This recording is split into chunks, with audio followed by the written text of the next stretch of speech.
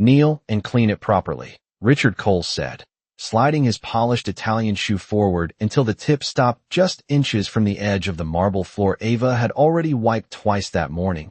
The room didn't gasp, it didn't react. It simply froze, like every person in that glass-walled boardroom had silently agreed this was normal, expected, routine. Ava Johnson stood still for half a second, her gloved hand gripping the damp cloth, the faint smell of industrial cleaner rising into the cold air. Overhead lights reflected sharply against the wet streak she had just dragged across the floor, turning the white marble into a mirror that caught everything. The expensive suits, the steel watch on Richard's wrist, the faint impatience tightening his jaw. I don't like repeating myself, he added, not raising his voice, not needing to. His tone alone carried weight, the kind that came from signing deals worth more than most people would see in a lifetime. Ava lowered her eyes. Not out of submission, but out of habit. Years of moving quietly through spaces that weren't built for her, spaces where her presence was tolerated as long as it stayed invisible. She stepped forward slowly, the soft rubber soles of her shoes barely making a sound against the floor, the cloth in her hand leaving a thin trail of moisture as she moved. Someone at the far end of the table shifted in their seat. Another cleared their throat. But no one spoke. No one intervened. The meeting had been paused mid-sentence, a billion-dollar acquisition hanging in the air like unfinished business. Yet all attention had narrowed to this moment.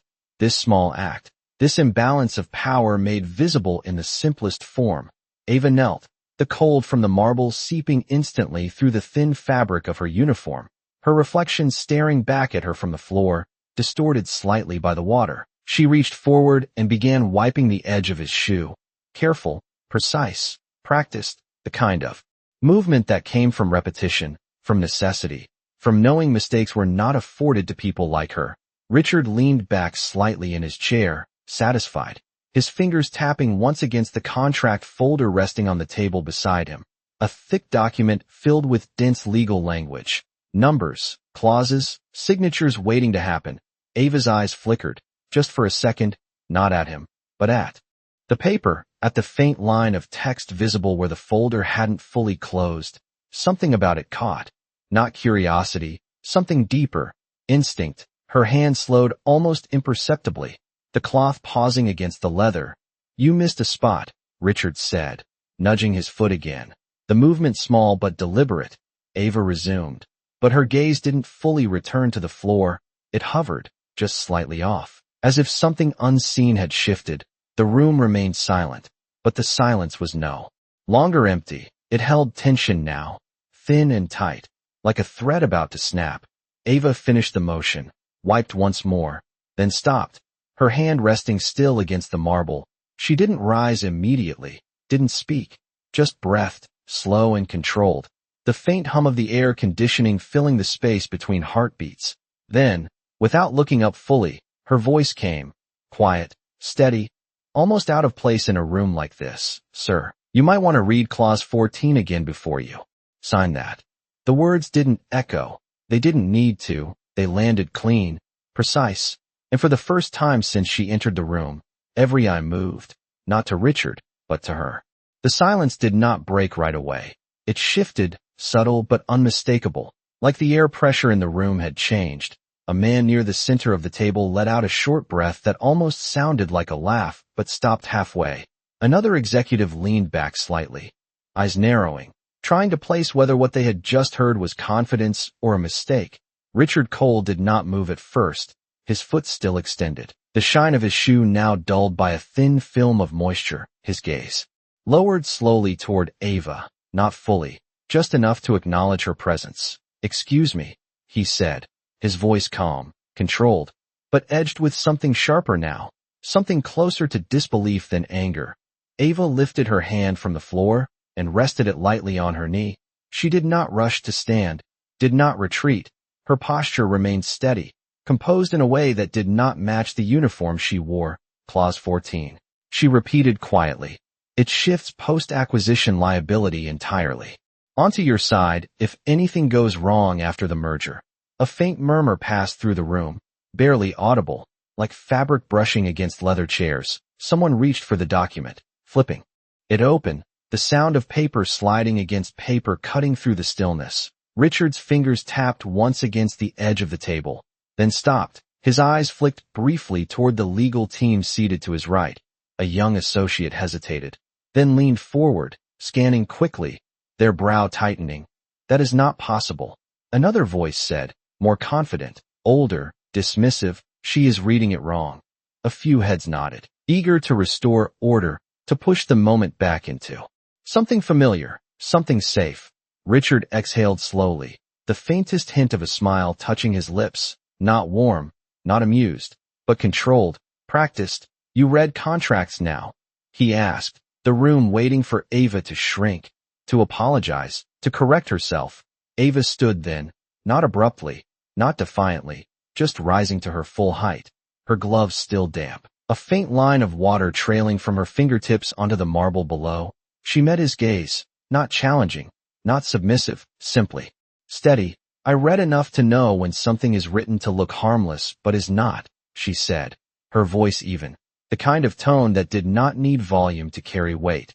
The associate at the table turned another page, then another, their movements slowing. "Page 14, Ava added softly. "Subsection C, third paragraph."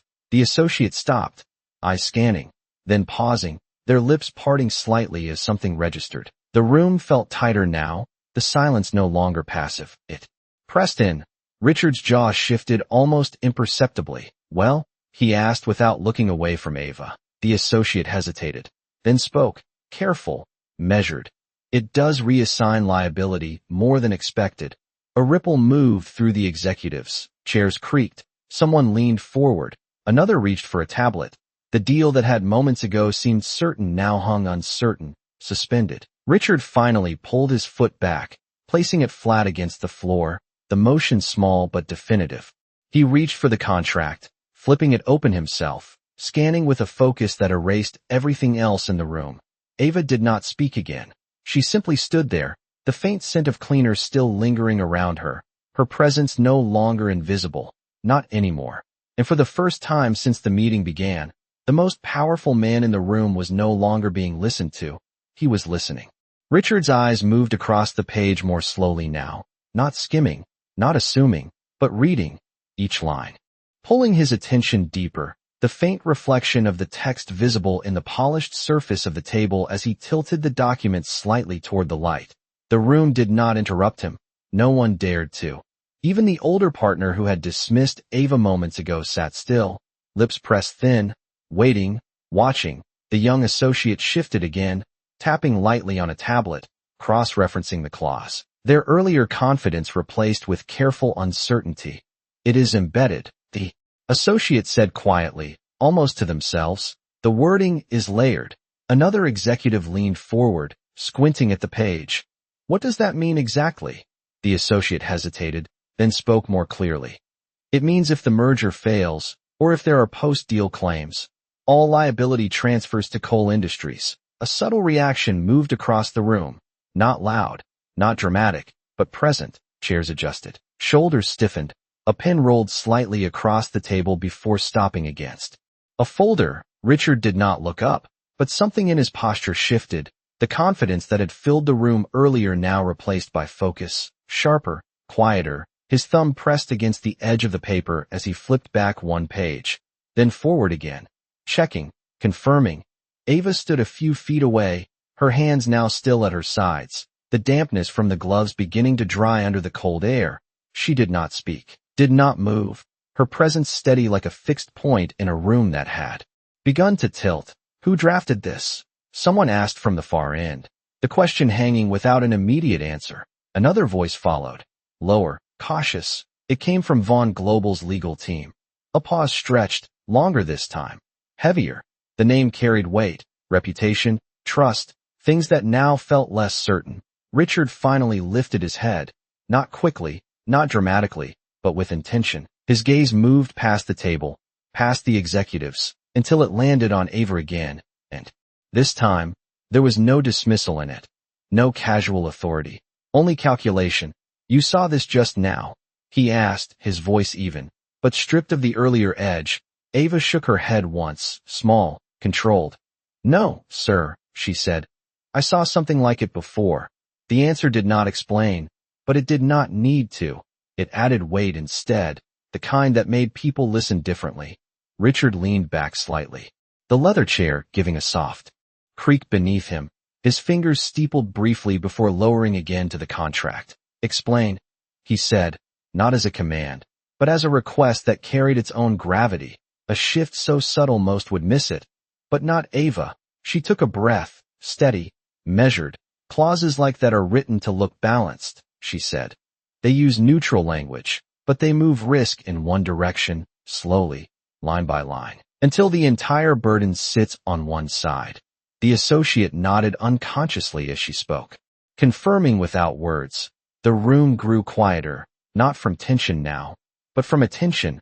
Richard's gaze did not leave her. And you are certain? He asked. Ava met his eyes, calm, unwavering. Yes, sir, she said. If you sign that, you will not be protected. You will be responsible for everything that follows. The words settled into the room like a final piece clicking into place. No one spoke immediately. No one laughed this time. And the man who had walked into the room certain of the outcome now sat holding a pen that suddenly felt heavier than before, unmoving above a signature line he no longer trusted. The pen did not move. It hovered just above the paper, close enough to sign, but no longer certain enough to touch. Richard's fingers tightened slightly around it before he set it down with a soft, controlled motion that echoed louder than it should have in the quiet room. No one spoke, but attention shifted again, not toward the contract this time, but toward the man who had just chosen not to finish what he started. He leaned back slowly, the leather of his chair creaking under the weight of a decision that had not been made yet, but was already unfolding. We pause here, he said, his voice steady, measured, leaving no room for argument. A few executives exchanged glances. One of them reached instinctively for their phone before stopping midway, unsure whether to act or wait. The deal had momentum, schedules, expectations, but all of that seemed to thin out under the weight of a single clause. A single interruption that should not have happened. Richard's gaze returned to the document, flipping to the page again, slower this time. Tracing the lines not just with his eyes but with intention, he read the sentence again, then the one before it, then the one after. Building context where earlier he had assumed clarity. Across the table, the associate spoke again, quieter now. It is structured to pass unnoticed unless you map the clauses across sections. Another executive leaned in. Are you saying this was intentional? The associate hesitated, then answered carefully. It would be difficult for it not to be. The words settled heavily, and with them came a new kind of tension. Not uncertainty, but implication. Richard's jaw shifted, not in anger, but in calculation, his mind moving through possibilities, through names, through the invisible architecture of trust that had brought this deal to the table, and now threatened to unravel. He closed the folder halfway, leaving a finger marking the page, then looked up again, this time not at Ava first, but at his own team. Who reviewed this before it reached me? He asked, the question direct, unadorned. A senior advisor cleared his throat. It went through standard review, sir. The answer sounded rehearsed, but thinner now, less certain. Richard held the gaze for a moment longer, then shifted back to Ava. And there it was again, that pause, that recalibration, as if he was measuring her not by her position, but by the weight of what she had just prevented. You said you saw something like this before, he said, not accusing, not doubting, but asking with intent. Ava nodded once, her posture still composed, her voice steady. Yes, sir, she replied. Different company, same structure. They lost control within a year. A faint ripple passed through the room. Quiet, restrained, but undeniable. Control was not just a word in this space. It was everything. Richard absorbed that without reaction. But something behind his eyes shifted. Deeper now. More focused. He turned the page once more, then closed the folder completely. The sound soft but final. His hand resting on top of it for a brief second before sliding it aside. The deal was no longer at the center of the room. The truth was, and for the first time since Ava entered, the hierarchy had changed in a way no one had planned. Not loudly, not dramatically, but undeniably. The man who had commanded the room now sat in silence, reconsidering. and the woman who had been expected to remain unseen now stood as the only one who had seen clearly from the start. No one reached for the contract anymore, not immediately, not even the ones who had pushed hardest for the deal just minutes earlier. The room had shifted into something quieter, heavier, like a space where decisions were no longer made for speed but for survival. Richard rested his forearms lightly on the table, fingers interlocked, his gaze fixed not on the paper now, but somewhere just beyond it, as if reconstructing the last hour in his mind. Each assumption, each overlooked detail, each moment he had trusted instead of verified. "Get me a full breakdown of every clause tied to liability," he said without raising his voice. And this time the response came faster, sharper, the associate already moving, pulling files, opening tabs, the quiet rhythm of urgency replacing the earlier confidence. A senior advisor leaned closer, lowering their voice. "If this is intentional, it is not just a bad clause. It is exposure." Richard did not respond right away, but his eyes flicked once toward the advisor, acknowledging the weight of that word. Exposure meant risk, reputation, leverage, things that could ripple far beyond a single agreement. Across the table, another executive spoke carefully. "We should contact Von Global before making assumptions." The suggestion hung in the air, cautious, diplomatic, but Richard's expression did not change. "We will," he said, "after we understand exactly what they expected us not to see." The distinction landed, quiet but firm, and no one challenged it. The room fell into a focused silence again, but not the same silence as before. This one had direction, purpose. Ava stood where she had been, her hands now dry, resting lightly at her sides, her presence no longer uncertain, but still restrained, as if she understood the line she had crossed and chose not to step further unless asked. Richard's gaze returned to her once more, not quickly, not casually, but with intention. "What else would you check?" he asked. The question simple, but in this room it carried weight. Several heads turned again, not in surprise this time, but in expectation. Ava paused for a fraction of a second, not because she lacked an answer, but because she measured it, the same way she had measured her first words. "Cross-reference indemnity clauses with dispute resolution," she said, her voice calm, precise. "If liability shifts here, it usually reinforces somewhere else." The associate froze for a brief moment, then began scrolling rapidly, scanning sections that had not been flagged before. The room leaned into that movement, drawn by it. A few seconds passed, then the associate spoke again, more certain now. "There is a secondary clause," they said.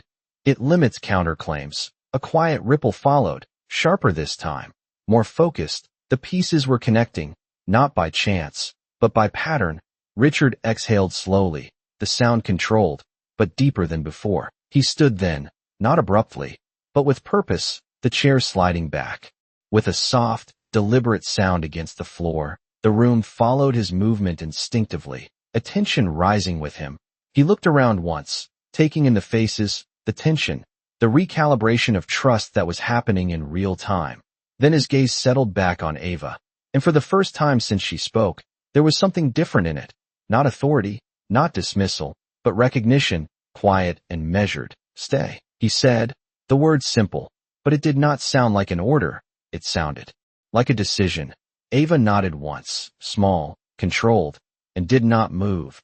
The meeting did not resume as it had before. It transformed, no longer about closing a deal, but about uncovering a truth that had nearly been signed into existence. And at the center of it stood someone who had not been invited to speak, but had become impossible to ignore. The shift was no longer subtle. It had taken shape, direction, momentum.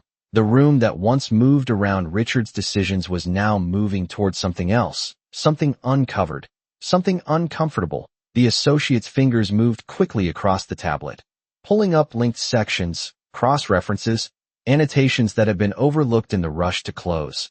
"There are 3 more tied clauses," the associate said, voice tighter now, all reinforcing the same structure. A senior executive leaned forward, eyes narrowing. "Reinforcing what exactly?" The associate swallowed slightly before answering. "If triggered, it would limit our ability to challenge liability in court, effectively locking us into full responsibility." The words landed with weight, not dramatic, but precise, like numbers in a balance sheet that suddenly did not add up. Richard stood still at the head of the table, one hand resting lightly against the back of his chair, his posture straight, but no longer rigid, his mind clearly moving through the implications faster than anyone else in the room. He did not speak immediately, and that silence carried more authority than any command he had given earlier. Across from him, one of the older board members exhaled slowly. "This was designed," he said, not as a question, but as a conclusion. No one disagreed. No one needed to. The pattern had revealed itself too clearly. Richard's gaze shifted toward the far end of the table where the representatives from Vaughn Global had been expected to join remotely later that afternoon. The empty screen now felt less like a delay and more like distance. Intentional distance. He turned slightly, his attention returning to Ava again, and this time the room followed without hesitation. "How would you prove it?" he asked, the question direct, stripped of ego. Ava did not step forward, did not change her posture, but her focus sharpened. "Compare draft versions," she said. "Look for changes in liability language across revisions, especially late-stage edits." The associate paused, then nodded quickly, already pulling version histories from the shared system, the quiet tapping of keys filling the room again. Faster now, more urgent. A timeline began to form on the screen, small edits, subtle wording changes, each one insignificant on its own, but together forming a pattern too consistent to ignore. "There," the associate said, pointing. "The language shifted 2 revisions ago." Another executive leaned closer. "Who approved that change?" A name appeared beside the edit, not from Vaughn Global, but from within Cole Industries Extended Legal Review Team. The room tightened again, not from confusion this time, but from realization. The risk had not just come from outside. It had passed through their own structure. Richard's eyes fixed on the name for a brief second, then moved away, not reacting outwardly. But something behind his expression hardened, not anger, but clarity, the kind that strips away assumption and leaves only fact. He stepped away from the chair and moved slowly along the side of the table, the soft sound of his shoes against the floor marking each step. Not hurried, not hesitant, controlled. He stopped a few feet from Ava, not close enough to crowd, but close enough to acknowledge. "You saw all of this from one clause," he said, not questioning, but recognizing. Ava shook her head slightly. "No, sir," she replied. "I saw enough to know where to look." The distinction mattered, and he understood it. Richard gave a small nod, almost imperceptible, then turned back toward the table, his voice steady, grounded in a new kind of authority. "We are not signing anything today," he said, the decision final, unquestioned. "We audit every revision, every approval, every assumption." The room responded immediately this time, not with hesitation, but with action. Papers moved, screens updated, roles shifted, and at the edge of it all, Ava remained where she stood, no longer invisible, not elevated either, just present, steady, the one person who had not been part of the process, yet had seen through it first, and in a room built on power, that kind of clarity had quietly become the most valuable thing of all. The movement in the room became sharper, more deliberate, like a machine recalibrating after nearly breaking. Screens lit up across the table as documents were reopened, timelines reconstructed, every quiet assumption now treated as a potential flaw. Richard remained standing, but his posture had changed again, no longer commanding attention through presence alone, but through precision, through the weight of decisions now grounded in scrutiny rather than speed.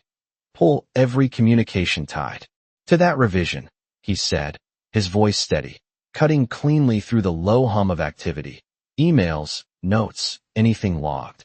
The associate nodded immediately, fingers moving faster, pulling threads that had not seemed important an hour ago. A senior advisor leaned closer, lowering their voice. "If this traces internally, we will need to contain it before it spreads." Richard did not look at them, but his response came without delay. "We will not contain it. We will understand it." The distinction settled quietly, but firmly, shifting the tone from damage control to truth-seeking. Across the table, another executive adjusted their glasses, scanning the evolving document trail. "There are inconsistencies in approval timestamps," they said, pointing at the screen. Some changes were logged after final review. The room tightened again, not with surprise now, but with confirmation. The pattern was no longer theoretical. It was visible, structured, undeniable. Ava watched from where she stood, her expression unchanged, but her attention sharp, following the flow of information as it unfolded, not inserting herself, not stepping forward, just observing. The same way she had when she first noticed the clause. Richard's gaze shifted briefly toward her again, not lingering, but acknowledging, as if her presence had become a reference point in the room, something steady in the middle of shifting ground. Who signed off on the final version? He asked, the question directed to the room, but landing heavier than before. A name surfaced again, the same one tied to the revision, repeated now with more clarity, more weight. A quiet tension spread, not loud, not confrontational, but present in the way people avoided each other's eyes, in the slight pauses before responses, in the careful choice of words. Richard stepped back toward the head of the table, placing both hands lightly on its surface, leaning just enough to anchor himself without pressing. We are going to verify every layer of this, he said, his tone calm but absolute. And we are going to do it without assumptions. The instruction was simple, but it reshaped the room entirely, removing hierarchy from the process, replacing it with scrutiny, with accountability. The associate turned slightly toward Ava, hesitation flickering for a second before asking, "Would you be willing to look at this section as well?" The question hung unexpected, crossing a line that had been invisible before. Ava paused, not out of uncertainty, but out of awareness. She glanced once toward Richard, not seeking permission, but acknowledging the shift. Richard met her gaze briefly, then gave a small nod, not formal, not performative, just enough. Ava stepped forward then, closing the distance to the table for the first time. The soft sound of her shoes against the floor almost lost beneath the quiet activity. She reached for the edge of the tablet, not touching it immediately, just aligning her view, scanning, her eyes moving with familiarity, not hesitation. The associate adjusted the screen slightly to give her space. The room did not react with surprise this time. It adjusted, accommodating, watching, learning.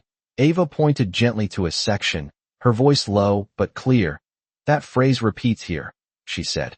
"It looks harmless, but it links back to the same liability shift." The associate followed her indication, nodding quickly.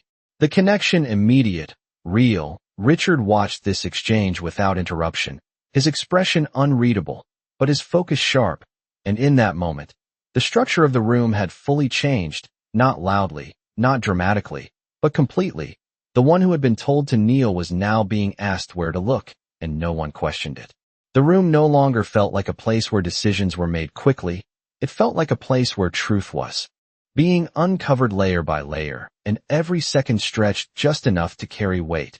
Ava's finger hovered just above the screen, not touching, just indicating. The associate leaned in closer, zooming into the section she had pointed out. The text expanded, revealing the same pattern, the same careful phrasing, repeated just differently enough to avoid immediate detection. "It is mirrored language," the associate said under their breath, more to themselves than anyone else. "Distributed across sections." Another executive leaned forward, their voice quieter now, stripped of earlier certainty. "So even if one clause is challenged, the others reinforce it." Ava nodded once, small, precise. "Yes, it builds pressure from multiple points," she said.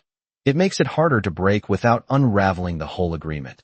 The words settled deeply, not dramatic, but exact. The kind of explanation that shifted understanding rather than just adding information. Richard remained still at the head of the table, his eyes moving between the screen and Ava, absorbing not just what was being said, but how it was being said, the clarity, the restraint, the absence of ego. He stepped slightly closer to the table, not fully joining the cluster, but no longer separate from it. "How many layers like this would you expect?" he asked, his tone measured. Ava did not rush to answer. Her gaze moved briefly across the visible sections, mapping connections, tracing patterns in silence before speaking. "At least 3 more," she said, "possibly tied to arbitration and compliance triggers." The associate's fingers moved immediately again, searching, cross-referencing, and within seconds, another clause surfaced, then another, each one aligning with what Ava had described. The room did not react with surprise anymore. It reacted with recognition, as if each new discovery confirmed something they had already begun to understand, a system, not an accident. Richard exhaled slowly. The sound controlled, but deeper than before. He reached for the edge of the table, not gripping it, just resting his hand there as if grounding the moment. This was never meant to be negotiated fairly, he said, not to anyone in particular, but the statement carried across the room. Clear, final, no one disagreed. No one needed to. Across the table, one of the executives leaned back slightly, their expression tight. We trusted the structure, they said quietly, the words hanging with a hint of realization. Richard's gaze shifted briefly toward them, then back to the screen. We assumed the structure, he corrected, not harshly, but precisely. The distinction landed, reshaping the narrative from external fault to internal oversight. Ava remained still, her role unchanged in posture but transformed in presence. She was no longer just contributing. She was anchoring the direction of the room. The associate turned slightly toward her again, more confident now in the shift. Can you trace how these connect to the indemnity clause? They asked. Ava leaned in slightly, just enough to see more clearly, her hand resting lightly on the edge of the table, her voice steady. They redirect responsibility, but they also limit response, she said. So even if you identify the risk, you cannot act on it fully. The associate followed her explanation, mapping the connections in real time, lines forming on the screen, linking clauses that had once appeared isolated. The pattern now undeniable, visible even to those who had missed it before. Richard watched the lines form, each connection tightening the reality of what had nearly happened.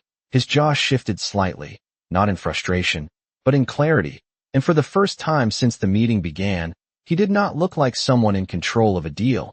He looked like someone who had just stepped back from the edge of a mistake he almost made, and standing just a few feet away. The person who had stopped him was no longer defined by the uniform she wore, but by the truth she had chosen to speak, quietly, precisely, at the exact moment it mattered most. The lines on the screen connected like a map that should have been obvious from the start, yet somehow remained hidden until someone chose to look differently. The associate leaned back slightly, exhaling through parted lips. This is not just protection for them, they said, voice low, steady. This is control over every possible outcome.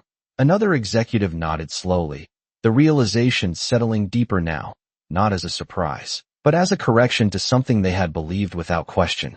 Ava's eyes moved across the mapped clauses one more time, not searching anymore, just confirming, her posture still composed, her presence now fully integrated into the rhythm of the room. Richard stepped closer, closing the final distance between himself and the table, his hand resting near the screen but not touching it, his gaze following the connections, each line representing a decision that had nearly been made without understanding. If we had signed this, he said quietly, not looking at anyone in particular, we would not have been negotiating, we would have been surrendering. The word lingered, not dramatic, but exact, the kind that redefines everything that came before it. Across the table, one of the advisors shifted uncomfortably, adjusting their sleeve. We trusted their reputation, they said, almost defensively. Richard's response came without hesitation. Calm, measured, reputation does not replace verification. The correction was not harsh, but it landed with clarity. Removing any space for excuses, the associate turned slightly toward Ava again, more assured now. There is a final clause here, they said, scrolling further down. It ties dispute escalation to a private arbitration body selected by them. Ava nodded once, her voice steady. That limits exposure publicly, but strengthens their control privately. The associate looked up. A small pause before speaking again. So even if we challenge it, we do it on their terms. The room fell quiet again. But this time it was not tension. It was understanding, complete, and unavoidable. Richard straightened slightly, his shoulders settling into a posture that no longer carried urgency, but resolution. He reached forward and gently closed the tablet screen halfway, not shutting it off, just enough to pause the flow of information. The motion subtle, but it shifted the focus of the room from discovery to decision. We document everything, he said, his voice steady, firm. Every version, every approval, every change. Heads nodded, not out of habit, but agreement, he continued. We do not confront until we have clarity that cannot be denied. The strategy formed in the space between his words, precise, controlled, the kind that did not rush toward reaction, but built toward certainty. Ava remained still, her hands resting lightly at her sides again, the same posture she had when she first entered, but everything around her had changed. Richard's gaze returned to her once more, not as a focal point this time, but as acknowledgement. You saw the structure before we saw the risk, he said, the statement simple, but carrying weight. Ava met his gaze, calm, unshaken. I saw the pattern, she replied. The risk was already there. The distinction settled quietly, reinforcing something deeper than the moment itself. The room did not react with surprise anymore. It accepted, it adjusted, it moved forward with a new awareness that had not existed before. Richard gave a small nod, almost imperceptible, then turned back toward his team. We reconvene in 1 hour, he said, with full analysis and documented evidence. The meeting did not end abruptly. It transitioned, people gathering materials, screens dimming, conversations starting in low, focused tones, but at the center of it all, the shift remained, clear and irreversible. The man who once controlled the room now led it differently. And the woman who had been expected to remain unseen had become the reason everything had changed, not through force, not through volume, but through one moment of clarity that no one else had been willing to see. The room did not empty all at once. It thinned slowly, like tension dissolving into quiet purpose. Chairs shifted back, papers gathered, screens dimmed, but no one rushed. No one treated the moment lightly anymore. Each movement carried awareness now, the kind that lingers after something almost goes wrong. Richard remained where he stood at the head of the table, watching the room transition, not detached, but deliberate, his gaze tracking details he might have ignored before, the way his team avoided shortcuts, the way questions were now asked before conclusions. Across the table, the associate closed the tablet fully this time, holding it against their chest for a second, as if grounding themselves. Ava stepped back slightly from the table, returning to the space she had occupied earlier, not retreating, just repositioning.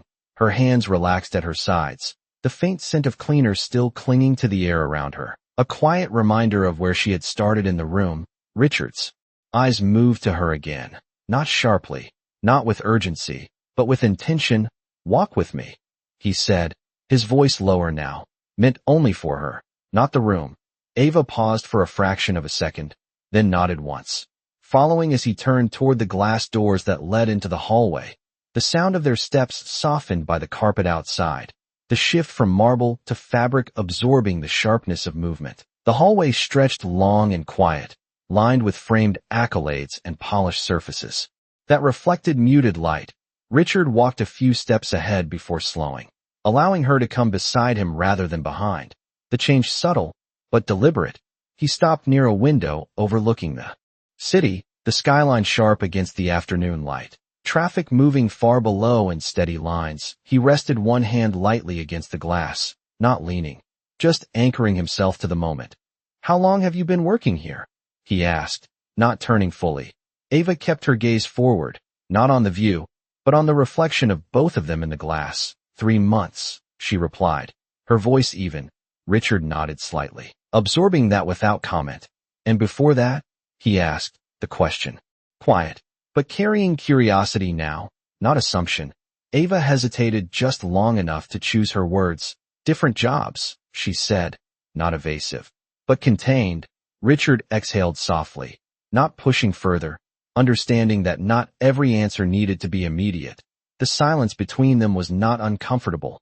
It held weight, the kind that comes when something has shifted but has not yet been fully understood. You saw something my entire team missed, he said after a moment, his voice steady. Not praising, not diminishing, simply stating fact. Ava's reflection remained calm, unchanged. I saw something that did not make sense, she replied, and I said it out loud. The simplicity of the answer settled into the space between them. Richard turned his head slightly then, looking at her directly for the first time outside the room. Really looking, not at the uniform, not at the role, but at the person who had spoken when it mattered.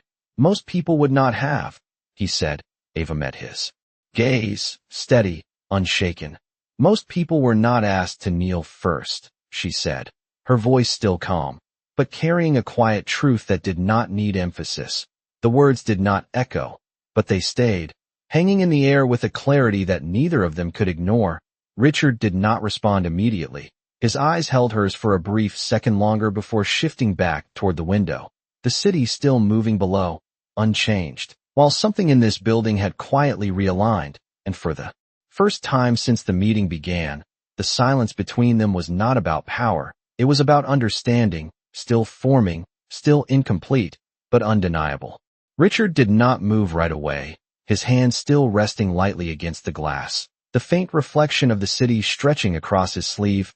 Ava's words did not echo, but they settled, steady and precise, the kind that did not demand reaction, but reshaped it. The silence between them held for a moment longer, not empty, not uncertain, just real. Richard exhaled slowly, the sound controlled, measured, then straightened slightly, turning away from the window, not abruptly, just enough to face her fully. "You are right," he said, the words simple, unadorned, but carrying a weight that did not belong to apology alone. Ava did not respond immediately, her expression unchanged, calm, not defensive, not seeking acknowledgement, just present. Richard held her gaze for a second longer before continuing. "That should not have happened," he added, not referring to the clause, not referring to the deal, but to the moment that came before it, the one that had defined everything that followed. Ava nodded once, small, accepting the statement without expanding it. The hallway remained quiet around them, distant footsteps moving somewhere far down the corridor, muted by carpet and distance. Richard's posture shifted again, less rigid now, less defined by position. "You could have stayed silent," he said, not as a question, but as a recognition of choice. Ava's eyes moved briefly toward the glass, catching their reflection again before returning to him. "Yes," she said, "but then you would have signed it." The logic was simple, direct, and it left no space for anything else. Richard gave a slight nod, acknowledging not just the truth of it, but the clarity behind it. "And you did not ask for anything in return?" he said, his voice quieter now. Ava shook her head gently. "No, sir," she replied. "That was not why I said it." Another pause followed, softer this time, less weighted, more grounded. Richard looked down briefly, then back up, as if aligning his next words with something deeper than habit. "What you did in that room," he said slowly. "Most people in my position would call it stepping out of line." Ava did not flinch, did not react. She simply listened. Richard continued. "I am not going to call it that." The distinction was subtle, but it shifted the space between them again, moving it away from hierarchy and towards something closer to respect. Ava's expression remained steady, but something in her posture eased, just slightly, not visibly to most, but enough to register. Richard stepped back a half step, creating space, not distance, just balance. "When we go back in there," he said, "they are going to ask questions, and I want you to answer them."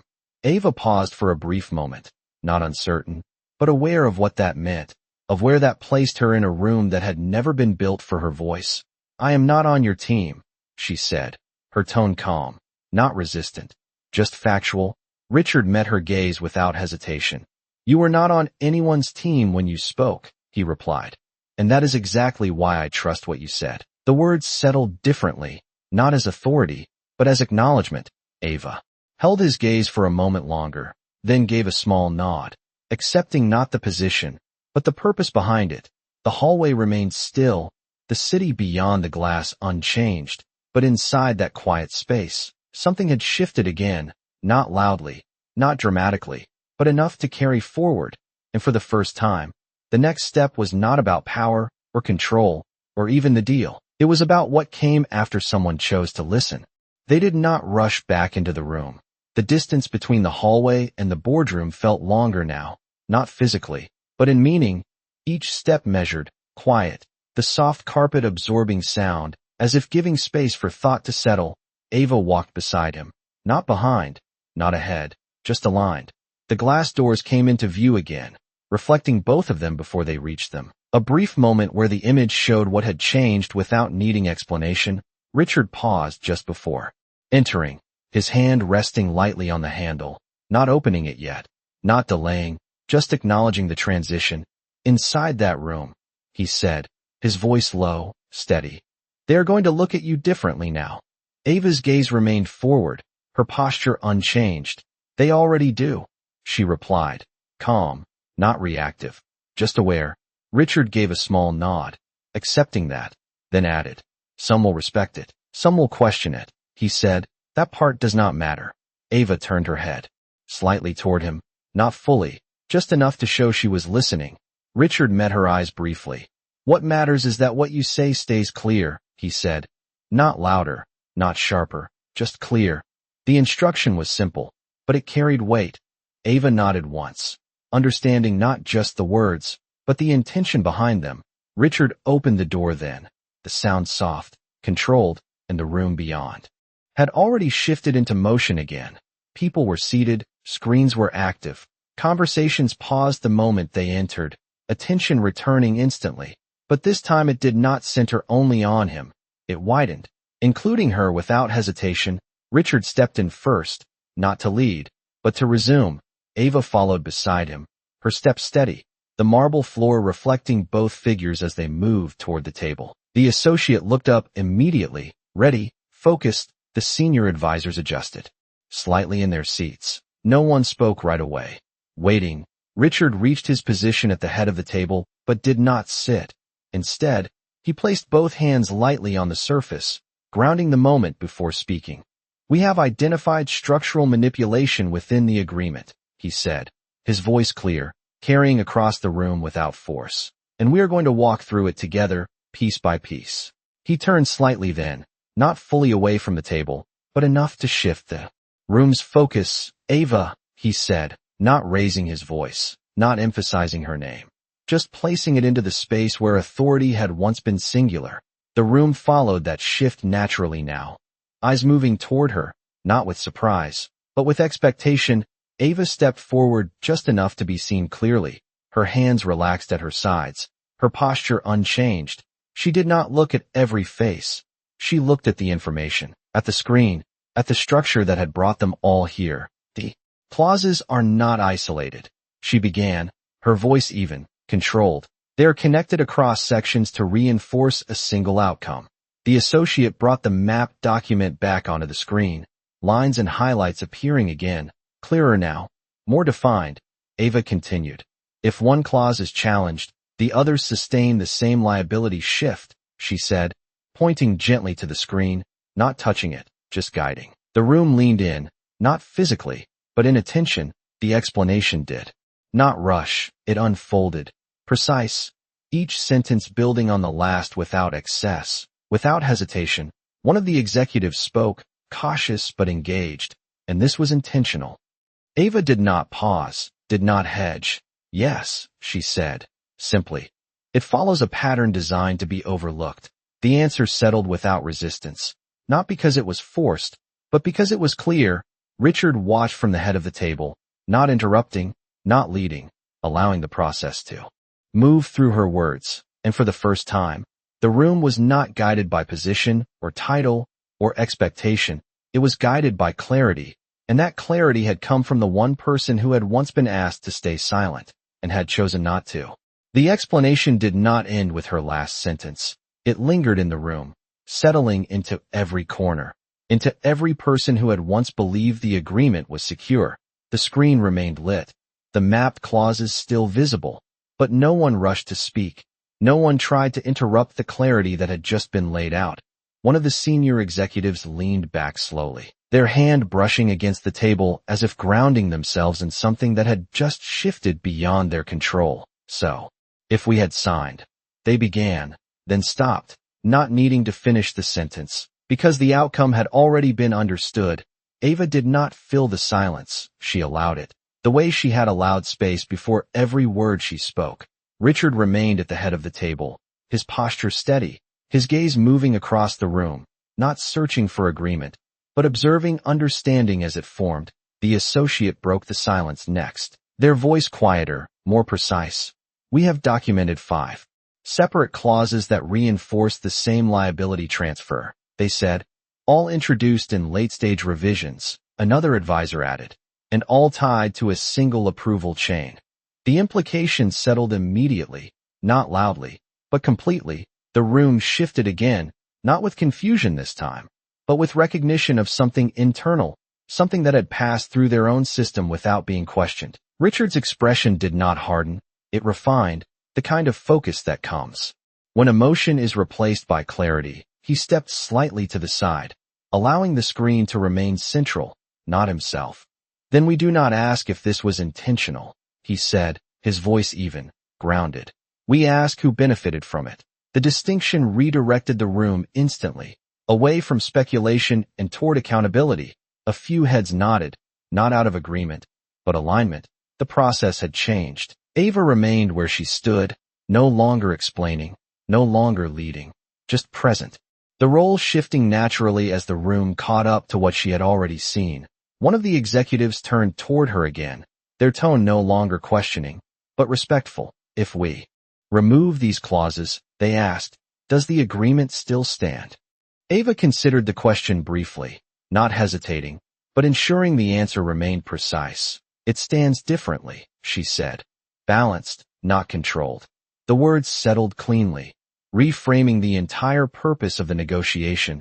Richard nodded once, small, controlled, then reached forward and closed the contract folder fully. The sound soft, final, but not dramatic, just certain. Then that is the version we negotiate, he said, the decision clear, not rushed, not reactive, but grounded in understanding. The room did not erupt into motion. It adjusted. People began to reorganize. Documents were restructured. Conversations resumed in low, focused tones, but the shift remained at the center, undeniable. Ava stepped back slightly, returning to the edge of the table, her role complete for the moment, her posture unchanged, still composed, still quiet. Richard's gaze moved to her one last time, not as a signal, not as a command, just acknowledgement, a recognition that did not need to be spoken again. And in that moment, the room had fully transformed, not because of power, not because of position, but because one voice had chosen clarity over silence, and everything that followed had been forced to realign around it. The room did not return to what it had been before. It moved forward into something quieter, more deliberate, the kind of space where decisions were no longer driven by momentum, but by understanding. Documents were reorganized across the table, screens refreshed with revised versions, language adjusted in real time, not to accelerate the deal, but to correct it. Richard remained standing for a moment longer, his hand resting lightly on the closed folder, as if marking the line between what had almost happened and what would happen next. He then stepped back and finally took his seat, not as a return to control, but as a transition into something steadier, more aware. The executives resumed their positions as well, but their posture had changed, less rigid, more attentive. One of them spoke first, voice measured. We will need to re-engage Von Global with a revised framework. Richard nodded once. We will, he said, but on terms that reflect what we now understand. The statement was simple, but it carried a shift in leverage that had not existed an hour ago. Across the table, the associate began outlining the revised structure, highlighting removed clauses, adjusted language, the absence of hidden reinforcement points, each change making the agreement clearer, more balanced. Ava stood quietly near the edge of the table again, no longer at the center of discussion, but no longer outside it either, her presence now part of the room's rhythm, not an interruption, but a reference point. One of the senior advisors glanced toward her briefly, then back to the document, as if acknowledging something without needing to speak it. The meeting continued, but the tone remained different.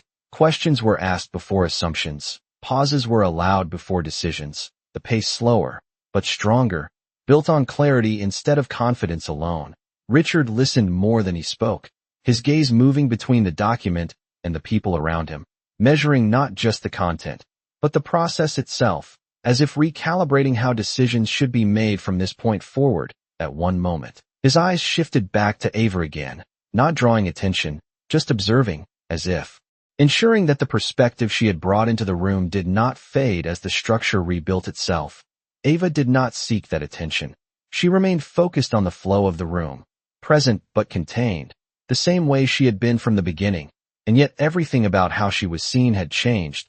The meeting moved steadily toward conclusion, not rushed, not forced, but aligned. The revised agreement now reflecting balance instead of imbalance, transparency instead of concealment. Richard finally closed his notes and looked up, scanning the room once more. The tension that had once defined it was gone, replaced by something quieter, more grounded. "We proceed with this version," he said, his voice calm. Final. No one questioned it, not because of authority alone, but because the process had earned it. People began to gather their materials again, but this time without uncertainty, without hesitation. The outcome was no longer fragile. It was understood. Ava stepped back slightly as the room began to transition again, her role complete, her presence no longer required to guide the next steps, yet still present in the structure that would carry forward. Richard remained seated for a moment longer after others began to move, his hand resting lightly on the table, his gaze distant for a brief second. Then he looked up again, not at the documents, not at the screen, but toward where Ava stood. And though nothing was said in that moment, the acknowledgement remained, quiet, steady, and for the first time, it did not come from power, it came from recognition. The room emptied in quiet layers, not with the rush of relief, but with the slow release of tension that had been held too tightly for too long. Chairs slid back softly. Voices remained low, measured, as if no one wanted to break what had just been rebuilt. Ava waited until most of the executives had stepped out before moving, her hands returning instinctively to the cloth she had left folded at the corner of the table. The familiar weight of it grounding, steady. She bent slightly, wiping a faint line of water that had dried into a barely visible streak on the marble. The motion small, precise, the same motion she had started with, as if the room itself had come full circle. Behind her, the sound of footsteps approached, slower now, unhurried. Richard stopped a few feet away, not interrupting, not commanding attention, just present. Ava finished the motion, then straightened, turning slightly to acknowledge him without fully stepping away from her place. For a brief moment, neither spoke. The room now quiet, empty of witnesses, filled only with the soft hum of the building. Richard looked at the table, then at the space where the contract had been, then back at her. "You could have walked out after what I said," he began, his voice lower now, stripped of any edge it once carried. Ava's expression remained calm, unchanged. "Yes," she said simply. Richard nodded once, absorbing that. "But you stayed," he added, not as a question, but as recognition. Ava glanced down, briefly at the cloth in her hand, then back up. "The problem was still there," she replied, "whether I stayed or not." The answer settled between them, clear, without weight, without expectation. Richard exhaled slowly, the sound almost a quiet acknowledgement of something he had not considered before. He stepped closer, not into her space, but enough to stand beside the table rather than across from it. The distance between them no longer defined by position. Most people would have let it happen, he said. Ava gave a small shake of her head, not in disagreement, but in correction. "Most people were not listening," she said, the words soft, but exact. Richard looked at her then, not as a cleaner, not as someone passing through the room, but as someone who had changed the direction of everything inside it. "What you did," he said, pausing just long enough to choose the words carefully. "It was not small." Ava did not respond immediately, her gaze steady, not dismissing, not accepting praise, just present. "It was necessary," she said, and that was all. No emphasis, no expansion, just truth. The silence that followed was different now, not tense, not uncertain, just quiet, grounded. Richard reached for the back of the chair he had occupied earlier, adjusting it slightly, then stopped, his hand resting there for a second before letting go. "If you ever decide you want to do more than this," he said, his voice steady, not offering, not promising, just opening a possibility, "you will not have to start from the floor." Ava's eyes met his, calm, unshaken. She held that moment for a second, then gave a small nod, not accepting, not rejecting, just acknowledging. "I understand," she said. Richard returned the nod, equally small, equally controlled. No handshake, No formal closure, just a shared understanding that did not need ceremony. He turned then, walking toward the door, his steps measured, the same man who had entered earlier, but not the same in what he carried with him. Ava remained by the table for a moment longer, her hand resting lightly against the surface, the marble cool beneath her palm. The reflection now clear, undistorted, she picked up the cloth. Again, folded it carefully, and placed it back into the bucket, the quiet routine returning. But not unchanged. The room was the same. The building was the same. But something inside it had shifted in a way that would not return to what it was before. And as the lights reflected softly across the polished floor, there was no applause, no announcement, just a stillness that held one simple truth. He had told her to kneel, but in the end, she had reminded him how to stand.